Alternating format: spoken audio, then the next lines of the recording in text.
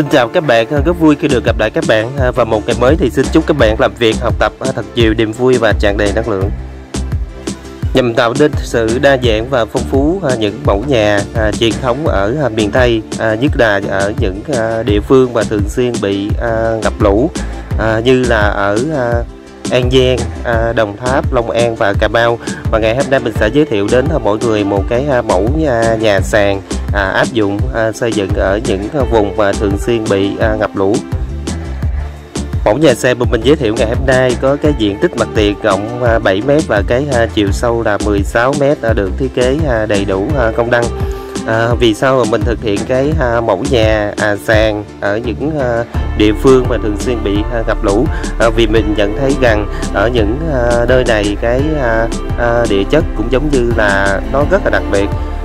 Chính vì vậy mà cái điểm khác biệt ở những cái địa phương này khi xây dựng nhà nó cũng khác hơn là so với ở những cái nơi mà đất bằng phẳng nha các bạn. Cái điểm khác biệt đầu tiên đó chính là cái nhà ở những cái nền đó, thì nó rất là cao các bạn. Chính vì vậy mà ở những khu vực này khi bà con mình xây dựng nhà mình không có xây cái bó dĩa nền các bạn, cũng không có bơm ra các nền, mà mình sẽ đổ một cái tấm sàn để làm cái nền nhà nha các bạn. Đây chính là một cái điểm khác biệt rất là đặc trưng so với những cái mẫu nhà mà xây dựng ở những khu đô thị hoặc là ở những cái khu mà cái địa chất bằng phẳng. Thường thì ở những cái địa phương mà mình nêu trên đó các bạn, khi bà con mình xây dựng nhà thì cái nền nó rất là cao. Điển hình trong cái mẫu nhà này cái nền nó cao tới 1m2 các bạn, được thiết kế là 7 bậc tam cấp. Và cái phần móng nhà cũng giống như là cái cổ móng các bạn, thì mình sẽ để trống và không có xây thành, cũng giống như là xây bó dĩa. Và kèm theo đó thì mình cũng có thể tận dụng luôn cái nền đất tự nhiên này để tiến hành làm cái kho hoặc là chăn nuôi ở cái khu vực này các bạn, và tận dụng luôn sử dụng cái nền đất tự nhiên này. Và bây giờ xin mời các bạn cùng mình tìm hiểu một số điểm ở cái mẫu nhà sàn này nha các bạn. Về cái chiều cao nền đó chỉ là cao 1m2 nha các bạn. Còn cái thân nhà là cao 3m6, còn cái mái nhà là cao 2m. Cái nhà này được thiết kế là mái Thái nha các bạn, và được thiết kế theo cái phong cách rất là đơn giản và đậm cái chất ở nông thôn, là cái hành lang chữ L. Và mình nhận thấy rằng khi xây dựng ở những cái địa phương mà thường xuyên bị ngập lũ các bạn, thì cái chi phí của mình nó lại cao hơn các bạn, vì cái tấm sàn nền lúc này là mình phải đúc bê tông hết. Chính vì vậy mà người ta gọi là nhà sàn đó các bạn. Nhà sàn là cái nhà mà rất là đặc trưng và cũng là một trong những mẫu nhà kinh điển ở miền Tây, như là ở An Giang, Đồng Tháp, Long An và Cà Mau, là ở những cái địa phương mà mình thường xuyên chịu ngập lũ ở những cái tháng mà nước nổi đó các bạn. Cái mẫu nhà này được thiết kế đầy đủ công năng các bạn. Cái phần mà sảnh hình chữ L, phòng 1 phòng khách kim, phòng thờ 3 phòng ngủ, khu vực bếp, nhà vệ sinh. Và cái điểm mà mình cảm thấy rất là thích ở cái mẫu nhà này là mẫu nhà mái Thái, nhưng mà cái chiều cao mái cái lúc này là nó hơi bẹt hơn so với một cái mẫu nhà mái Thái bình thường, và sẽ được đợp tôn giả ngói nhằm giảm cái chi phí tối thiểu cho cái mẫu nhà này nha các bạn. Cái điểm đặc trưng của cái mẫu nhà sàn này nữa là mình sẽ không có làm cái gam dốc để chạy xe lên nha các bạn. Và trong cái trường hợp này xe thì mình sẽ được đậu ở dưới cái tầng của cái nền đất tự nhiên này luôn nha các bạn. Thường thì với cái mẫu nhà này vì cái nền nó quá cao, chính vì vậy mà cái đan can thì mình phải thực hiện cái đan can, các bạn không thể bỏ qua được. Cái đan can trong trường hợp của cái mẫu nhà này mình sẽ làm những cái đam gió bằng bê tông nha các bạn. Và mình cũng thấy rất là nhiều bà con mình mình xây cái đan can này là bằng gỗ các bạn. Trong cái mẫu nhà này là mình sẽ thực hiện nó kiên cố hơn, nhằm giúp cho an toàn trong quá trình đi lại, và nó là một cái cấu kiện và trang trí rất là đẹp và rất là đắt giá các bạn.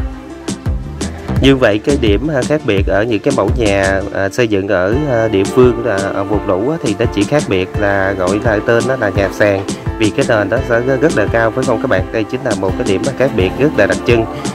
Còn ở những cái mẫu nhà mà mình xây dựng ở phố hoặc là ở những cái nền đất bằng phẳng thì cái nền của mình nó cũng không cao lắm. Chính vì vậy mà cái chi phí đầu tư của mình nó cũng thấp hơn là so với những cái mẫu nhà sàn này. Về cái diện tích xây dựng là mặt tiền là rộng là 7 m và cái chiều sâu đó là 16 m, như vậy là tổng là 120 m², phải không các bạn?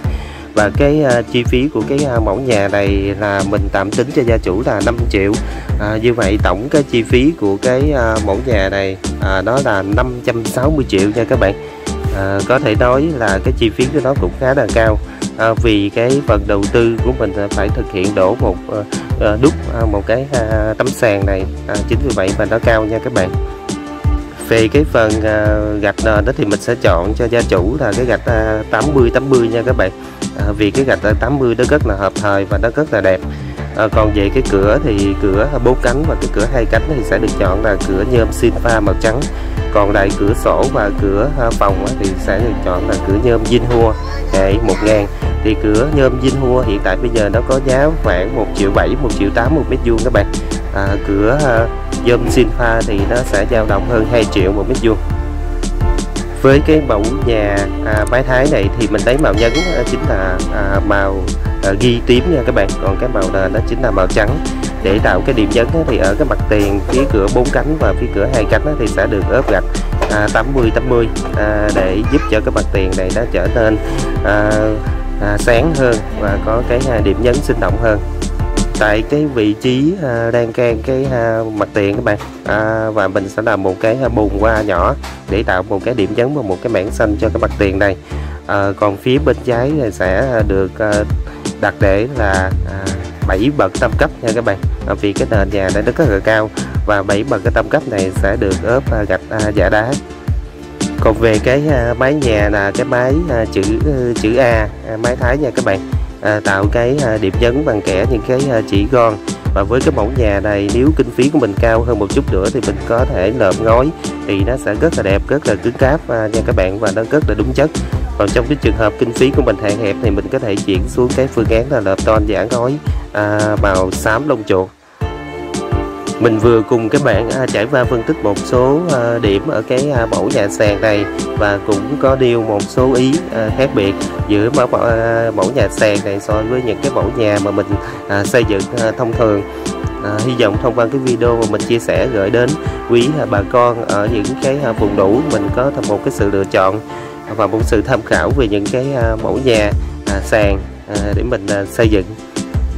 Với cái mẫu nhà này thì mình chọn cái mẫu nhà này thì mình tiến hành xây dựng ở những cái vùng đất bằng phẳng hoặc là xây dựng ở phố thì vẫn bình thường nha các bạn, chỉ cái điểm khác biệt là cái chiều cao nền và cái tấm sàn nền mà thôi. Và video của mình đến đây đã xin kết thúc. Bây giờ xin nói lời chào tạm biệt và hẹn gặp lại các bạn ở những cái video lần sau. Nếu mọi người quan tâm về cái mẫu nhà sàn này hoặc là có những cái thắc mắc gì thì xin vui lòng để lại cái comment bên dưới, mình sẽ tư vấn thêm cho mọi người. Vì trong khuôn khổ một cái video ngắn ngủi như thế này thì mình cũng chưa có thể bộc bạch hết và chưa có thể trình bày hết để cho mọi người có một cái sự hình dung được tốt hơn.